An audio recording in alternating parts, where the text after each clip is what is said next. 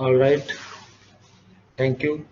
I just forget it, but you also focus on the topic. Okay, so this is students a six-axis robot.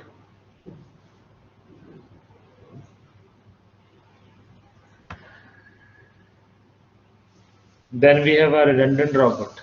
So redundant robot is basically one of the robots in which just you have to remember in which we can have more than six degrees of freedom. That type of robot is always comes under the category of redundant robot. Okay, so it means you are trying to just fix the tool. For example, your optic arm, your gripper is basically having some tool or such as welding torch is there. That position is fixed, but the elbow, the upper arm, the shoulder can move here and there according just to uh, make compensation for these spatial requirements. So sometimes there are systems, students in which uh, we need more than 6 degrees of freedom so that we can have more number of motions, because we want more number of motions either in the linear motion, either in the rotational motion, in order to achieve our required task. The task that we have to achieve, in order to form that task, we have to sometimes move more than 6 axes of freedom. Okay, then but the condition is that the tool is always fixed at a particular point. So that type of robots are always known as the redundant robot.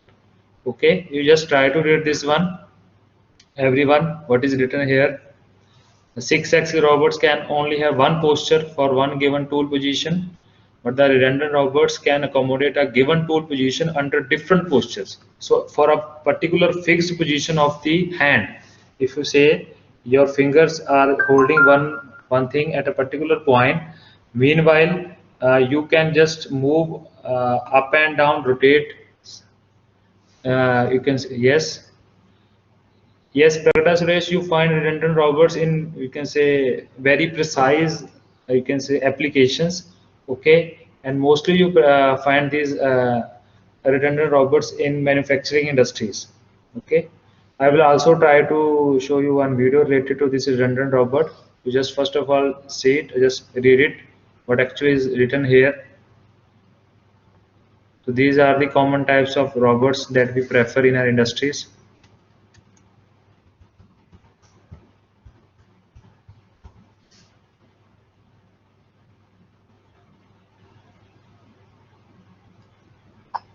For the robot repairing this.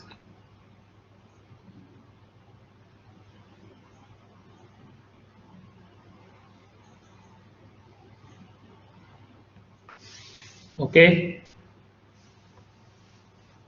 So next is the dual arm robot. So again, from the name itself and from the figure itself, it is clear that this type of robot has two arms. Just to increase your production, we are trying to use at a time two arms. So that's why its name is also dual arm robot.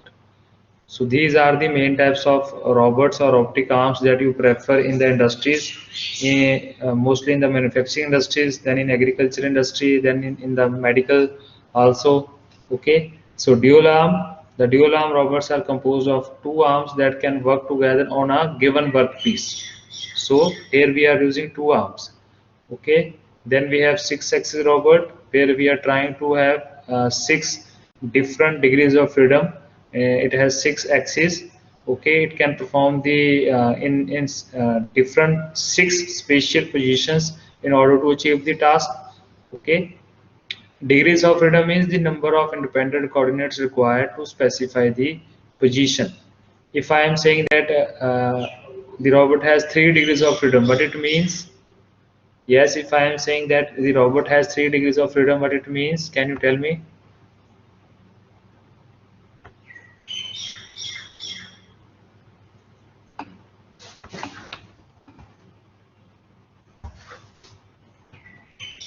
Yes, three direction movements. All right, very good.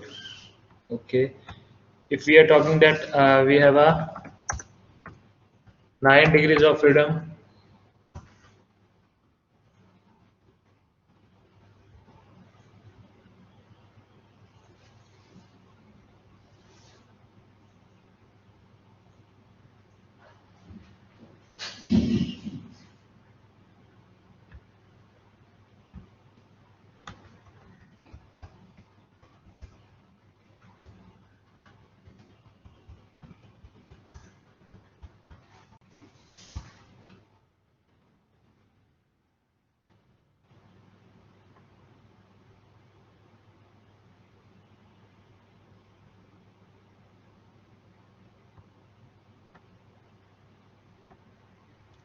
All right.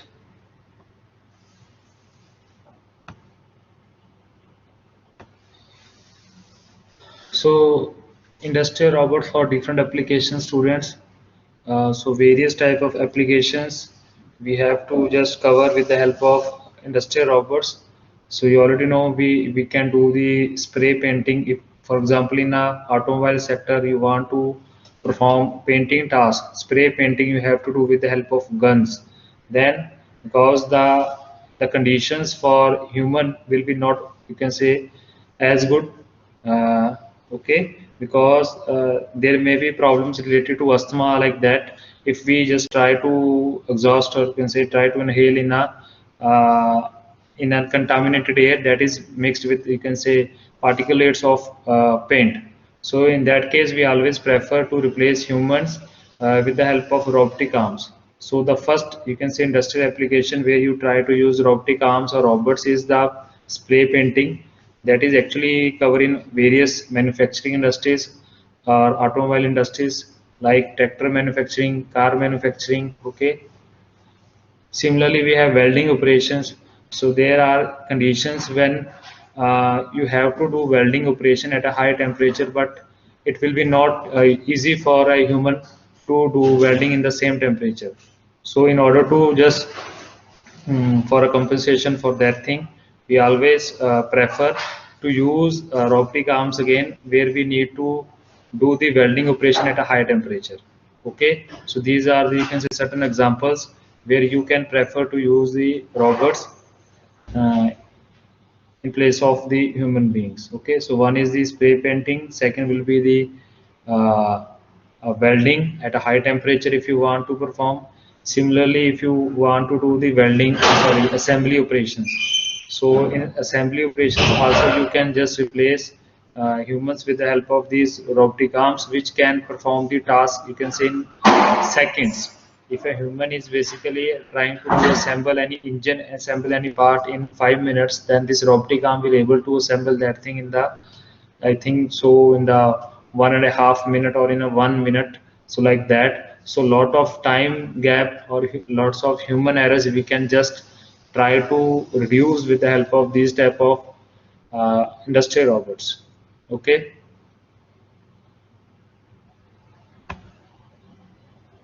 So these are the operations, student. The applications: welding robot used for welding of the different parts, where we can do the welding.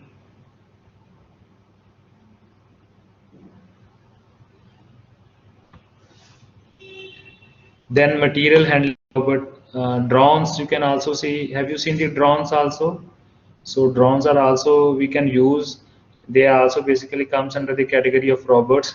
So in order to handle the material, you can also use the material handling robots, okay, to transfer the material.